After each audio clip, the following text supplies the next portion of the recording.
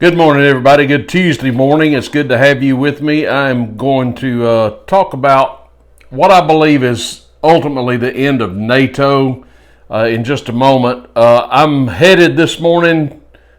It's early. I don't know if it's about 6. I'm headed this morning to Georgia for a little day trip. One of my granddaughters is playing a volleyball game, and her grandfather is going to surprise her this afternoon. And I'm looking forward to that. So, but I wanted to put up a video before I left anyway, just to review what's been happening yesterday. You know, I'm standing by the news like I know a lot of you are as well, trying to glean what exactly is going on between Trump and Putin and Zelensky and the EU and the neocons and Ukraine and Russia and all that. And we've got the summit last Friday in Alaska, and that seemed to have gone well. Then we had the, I guess you could call it the summit or the meeting yesterday at the White House between Trump and a gaggle of EU leaders, and of course, Zelensky was there. To his credit, he didn't come in a t-shirt. He did at a meeting before he went to the White House. He had some kind of he was in all black attire. And I don't think he had on a necktie, but anyway, he was there. At least he presented himself better than he looked the last time he was in the White House.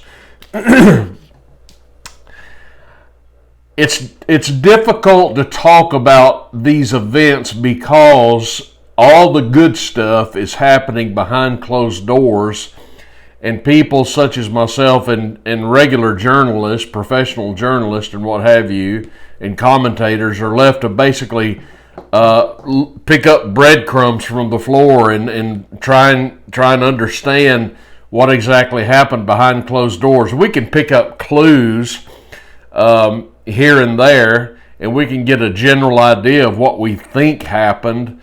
But until this thing is really coming to its conclusion, which I think it will, of course, eventually, one way or another, we really don't know exactly what all was said behind closed doors other than what people such as President Trump come out and say after a meeting or come out and post on social media.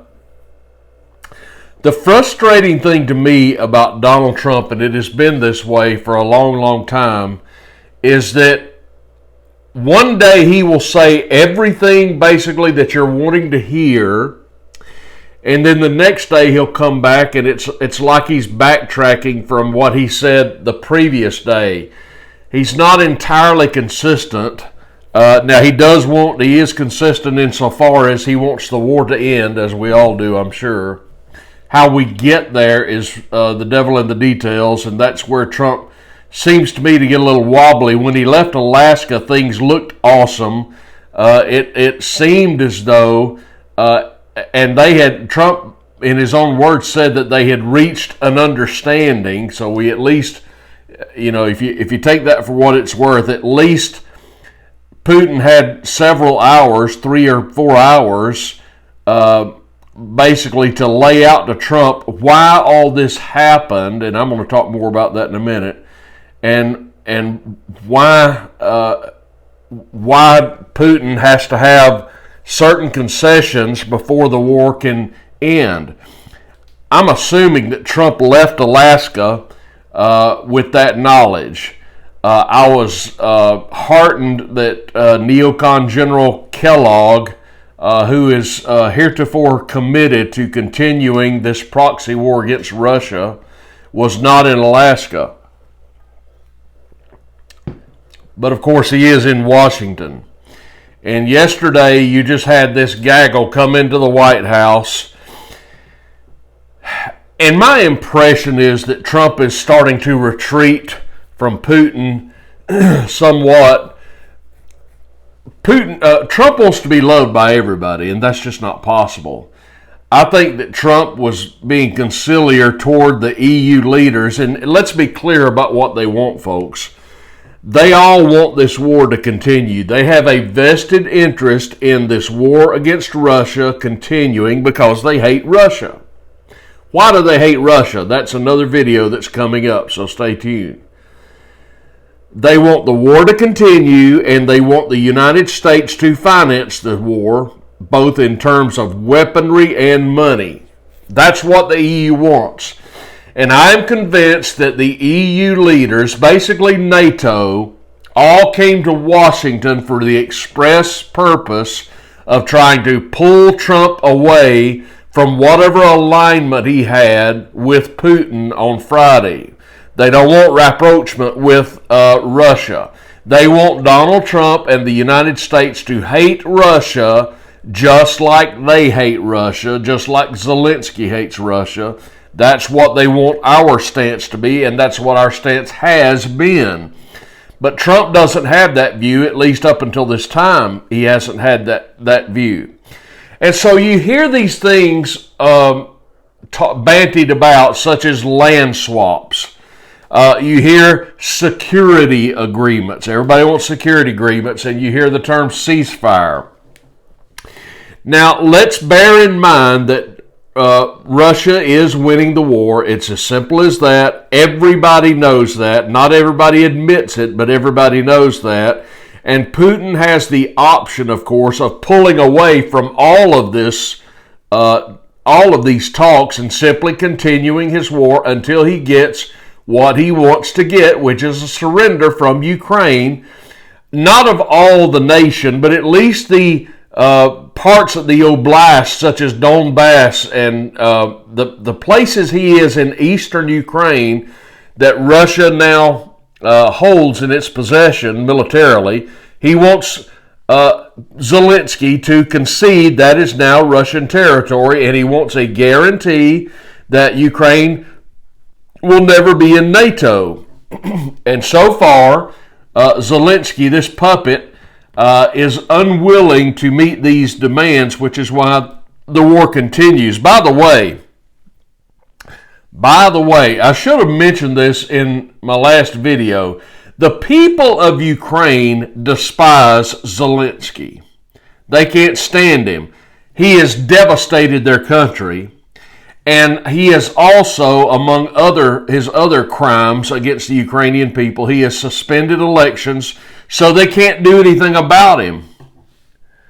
They can't get rid of him because they can't vote. And he is lording over them with an iron fist.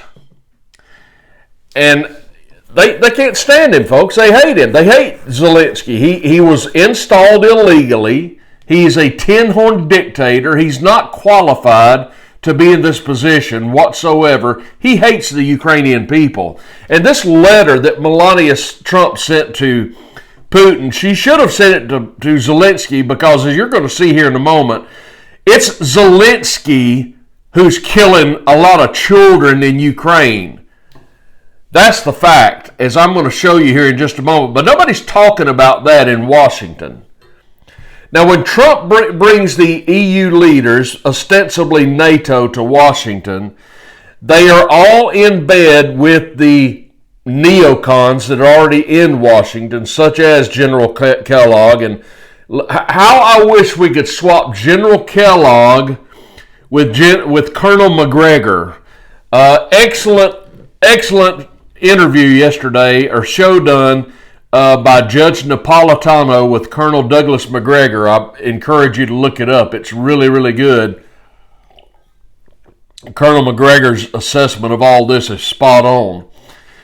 I feel like we're kind of in limbo, but anyway, as to land swaps, Putin is not talking about land swaps, and again, Putin is in control. Security agreements are what the EU is trying to push right now. Now, what do they mean by security agreements? What they mean is basically the U.S. is in Ukraine administering there's NATO, administering NATO and giving Ukraine security agreements, which means NATO in Ukraine, to which Putin is saying, no way, that's not happening. There's not going to be NATO in Ukraine. And there's not. He's not going to tolerate, he's not going to put up with that. They're also talking about a ceasefire. Some of them are. Macron certainly is. We don't need a ceasefire, folks. We just need an end to the war. That's the bottom line. Putin is never going to agree to a ceasefire. He shouldn't. He wouldn't. Why would he? And he's not going to. Now, that's why they were there yesterday, is to try and get Trump to reverse course. I'm trying to get a beat on Trump because he was being awfully chummy with Zelensky in the Oval Office yesterday. It was, of course, a very different scene from the last time that he was in the Oval Office, when he wound up getting browbeaten by Trump and J.D. Vance, as he should have been. Yesterday's meeting between the two seemed to go very well. I don't like that because what I wanted to see was Trump basically lay down the law to the EU and Zelensky and tell them that this thing is over, that the United States is pulling out. If you want to continue this fight, that's on you, but we ain't paying for it. That is kind of how it felt like. That's kind of where it felt like we were prior to this meeting yesterday. Now, I'm trying to understand Trump. I'm trying to figure out where he is. He reportedly left the meeting yesterday and went and called Putin. Many are saying that he called Putin to try and arrange a trilateral mission, a trilateral meeting between Putin, Zelensky, and Trump, of course, with Trump in the middle, brokering this peace deal finally between the two. Reportedly, that did not go well because Putin is not ready for that yet. Putin is waiting. What's he waiting for? Putin is waiting for the concessions. Putin is waiting for the phone call where Zelensky says, "No mas. I'm raising the white flag. I've had enough. You win, we lose." That's what Putin is waiting for, and that's not happening just yet. And to my mind, it is Donald Trump who is delaying the inevitable. Donald Trump has got to understand the facts. Russia is going to win this war. We do not need to get bogged down yet again in Ukraine. We need to pull out, concede, have Zelensky. Trump can simply save face by telling Zelensky, "You're conceding today and it's over." That's what Trump should do. Now, I want to go back and cover a little bit of how we got to where we are with Ukraine. So I want you to bear with me as I cover this because it covers the recent history from the time of Obama with regard to Ukraine. The Ukrainian war actually started with the democratically elected president of Ukraine, an infamously corrupt country, who was committed to keeping his country internationally neutral, not allied with Russia or the United States. And he met privately in that time with then President Barack Hussein Obama and Secretary of State Hillary Clinton in 2010. Shortly following the Ukrainian presidential elections earlier in 2010, and on both occasions, he rejected their urgings for Ukraine to become allied with the United States against his adjoining country, Russia. This was being urged upon him so that America could position its nuclear missiles at the Russian border with Ukraine, less than a 5-minute striking distance from the Kremlin in Moscow. The Ukrainian war started in 2014 as both NATO's Stoltenberg and Ukraine's Zelensky have said, not in 2022 as alleged in the U.S.-controlled nations, they say. This war was started by the United States against Russia, not by Russia's invasion of Ukraine in 2022, such as these liars allege.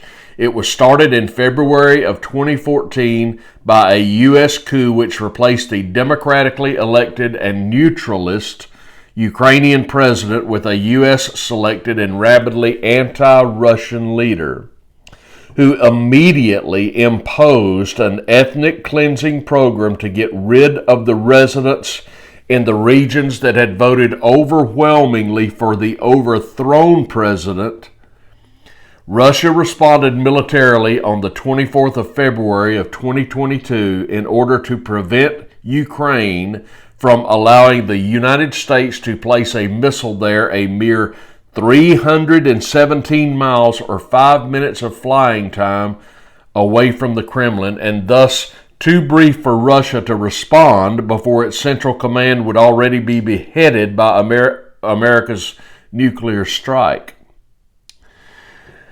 Now, Ukraine was neutral between Russia and America until Obama's brilliantly executed Ukrainian coup, which his administration started planning by no later than June of 2011, culminating successfully in February of 2014, and promptly appointed a rabid anti-Russian to impose in regions that rejected the new anti-Russian U.S.-controlled government an anti-terrorist operation to kill protesters and ultimately to terrorize the residents in those regions in order to kill as many of them as possible and to force the others to flee into Russia. So that when elections would be held, pro-Russian voters would no longer be in the electorate. The United States government had engaged in the Gallup polling organization both before and after the coup in order to poll Ukrainians, and especially ones who lived in its Crimean Independent Republic, where Russia has had its main naval base ever since 1783. Regarding their views on the U.S., Russia, NATO, and the EU, and generally Ukrainians were far more pro-Russia than pro-U.S., pro-NATO, or pro-EU. But this was especially the case in Crimea. So America's government knew that Crimeans would be especially resistant. And on and on and on it goes. In other words, Obama, what he did was generally successful. He grabbed Ukraine, or most of it, and changed Ukrainians' minds regarding America and Russia. But only after the subsequent passage of time did the American billionaires' neoconservative hearts become successfully grafted into the Ukrainian nation so as to make Ukraine a viable place to position U.S. nuclear missiles against Moscow, which is the United States' goal there. And on it goes. So basically, you had the globalists, the Project Ukraine people, such as Obama and George Soros, and on it goes. They hate Russia, and I'm going to talk in an upcoming video on why they hate Russia. They hate Russia, and they are basically using Ukraine as a vassal state for a staging ground, if you will, for a potential planned invasion of Russia. What they want is Russia broken up. They want Russia balkanized. That's what they want. They want an end to Russia. And in the process, they enrich themselves by destroying Russia. And so they foment this hatred of Russia through the media and through the hearts of Westerners, such as Americans like myself. It is their express purpose to get every American to hate Russia, to turn the tide of opinion against Russia so that we can essentially make war against them and overcome them. But Russia, my friends, is not a threat to anyone. That's just a fact. The far better course would be for us to be on friendly terms with Russia, as I've stated over and over again, and that's the truth. But the etymology of this whole thing began with Barack Hussein Obama, who toppled, with the help of the CIA and MI6, who toppled the legitimately elected government of Ukraine and installed a puppet who is pro-West, not pro-West, pro-Project Ukraine. Vladimir Zelensky doesn't give a damn about the Ukrainian people. What he cares about is enriching himself and ingratiating himself to these Western leaders, this gaggle of losers that were at the White House yesterday. That's what he cares about. But Russia has raised a standard, and Putin has laid down the law and said, this is how this thing ends. And we left Alaska thinking, okay, now Trump understands. Maybe we get a little bit of retreat from Trump yesterday, a little bit of waffling. I don't know. That remains to be seen. But I still remain hopeful that Trump is going to come around. Who's in his ears? If Kellogg is in his ears, it's a bad thing.